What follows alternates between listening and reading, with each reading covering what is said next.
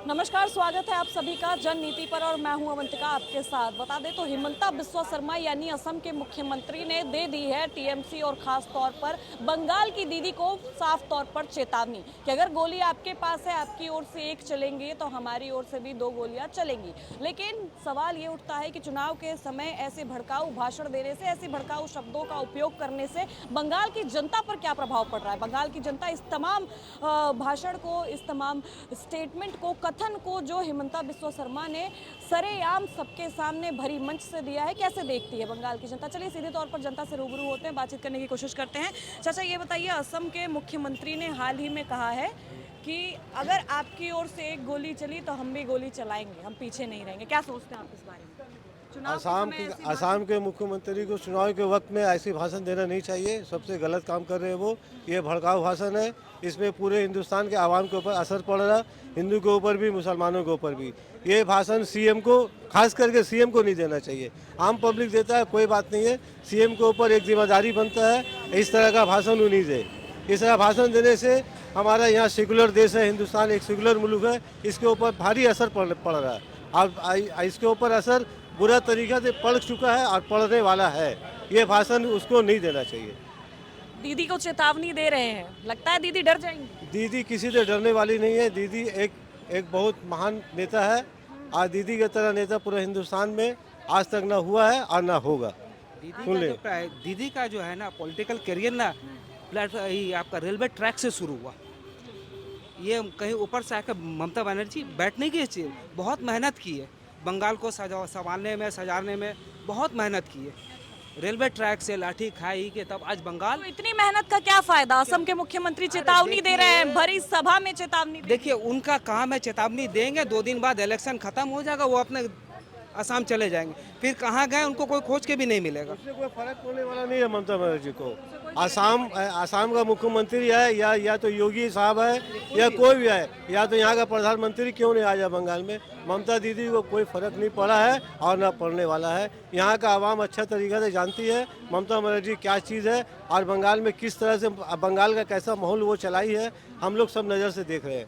ममता बनर्जी किस तरह से यहाँ का माहौल को संवारा है बंगाल का। भाई साहब ये बताइए कि ममता बनर्जी को असम के मुख्यमंत्री ने चेतावनी दी है, क्या लगता है इस भाषण का, इस चेतावनी का इस बार के चुनावों पर कुछ असर पड़ेगा? ये सब तो गलत बात है। वो तो राजनीति थोड़ी करता है। वो तो हिंदू मुस्लिम भाई भाई सब में लड़ाता है, मंदिर मस्जिद यही सब हम लोग जानते हैं। हम लोग तो उतना राजनीति जानते नहीं। बीजेपी और कौन, वो कोई पार्टी थोड़ी करते हैं। बीजेपी ने थोड़ी ना दिया है, असम के मुख्यमंत्री ने दिया ये है। सब तो गलत बात है यार। हम लोग तो उतना राजनीति में जानते नहीं है ना, वही बात है।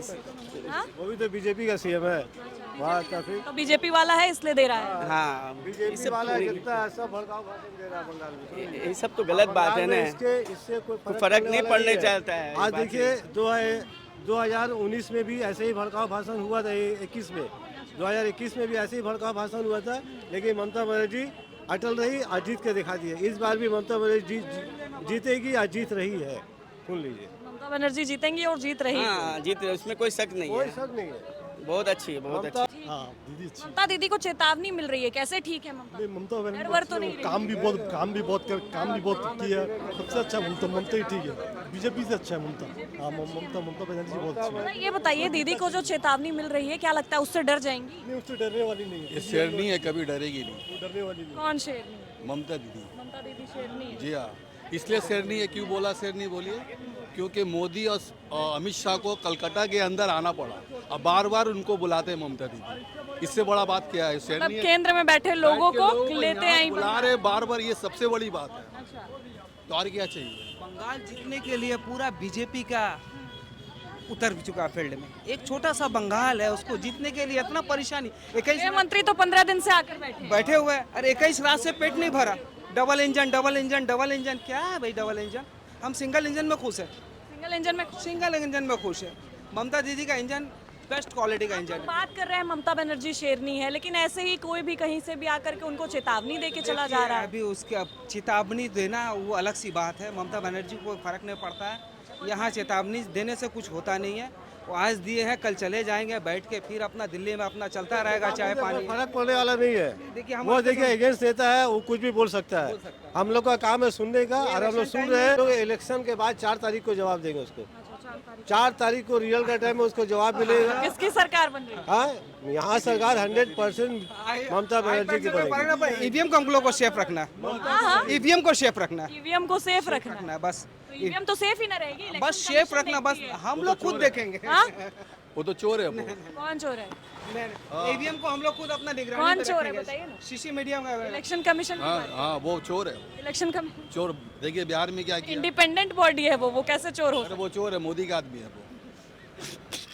क्या बात कर रहे हैं महाराज? मोदी का आदमी कैसे हो अब वो मोदी का है वो। सकता है? पेमेंट मोदी थोड़ी ना देते हैं। अरे सब बोलिए पूरा ऊपर से लेके नीचे तक सरकारी बॉडी है ना, वो कुछ इंडिपेंडेंट। नहीं है, नाम का सिर्फ है, मोदी का वो आदमी है। अच्छा, हाँ इतने गंभीर आरोप लगा रहे हैं, बताइए डर वर नहीं है क्या? क्या डर, सही बात है। देश है, कोई भी कुछ बोल सकता है मैडम। कुछ भी बोल सकता है। चलिए ठीक जब है। वो भाषण वो किसी को बोल सकता है, दीदी जैसा सीएम को बोल सकता है, भड़काऊ भाषण दे सकता है। अच्छा, इन सब भाषणों से क्या जनता के बीच डर का माहौल बन रहा है? नहीं, कुछ नहीं, जनता को डर में कोई माहौल क्या हम लोग- असर पड़ा? सब कोई असर नहीं पड़ा, हम लोग सब भाई भाई है, यहाँ कोई जात पात नहीं है, कोई असर नहीं है, बस इलेक्शन खत्म, डब्बा पैक सब खत्म, डब्बा पैक सब खत्म। देखिए, ये थी बंगाल की जनता की आवाज़। बंगाल की आवाम साफ तौर पर कह रही है कि ममता बनर्जी बंगाल की शेरनी है और ऐसे तमाम चुनौतियों और चेतावनियों से ममता बनर्जी या टीएमसी पीछे हटने वाली नहीं है। 4 मई को मुंह तोड़ जवाब देने वाली है टीएमसी बीजेपी को। चलिए, अब ये तो आने वाले 4 मई के नतीजे ही बताने वाले हैं कि सरकार किसकी बन रही है, लेकिन फिलहाल बंगाल की तस्वीरें बेहद दिलचस्प होती जा रही हैं। ऐसे तमाम वीडियोज़ के लिए जुड़े रहे हमारे चैनल पर और सब्सक्राइब करना ना भूलें। बहुत बहुत शुक्रिया।